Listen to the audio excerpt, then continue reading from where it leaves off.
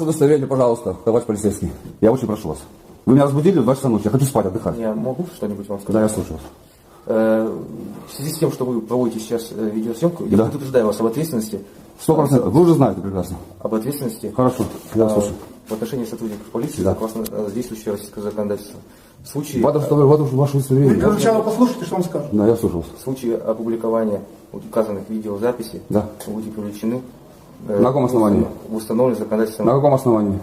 Установленном законодательством. Вы знаете, что имею полное право вести видеосъемку? Полное право вести видеосъемку. Я своего разрешения на указанную Нет, видеосъемку я имею у вас право снимать, а вы не имеете права снимать меня. Я хочу посмотреть на вашу работу. Не даю права, не даю разрешения на опубликование указанной видеозаписи. Валя, я имею полное право вас снимать, а вы не имеете права меня Чтобы снимать. снимать свою служебную деятельность.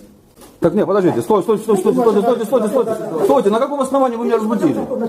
Подожди, я фамилию хочу их не узнать. Полицейский, куда вы уходите, я не понял.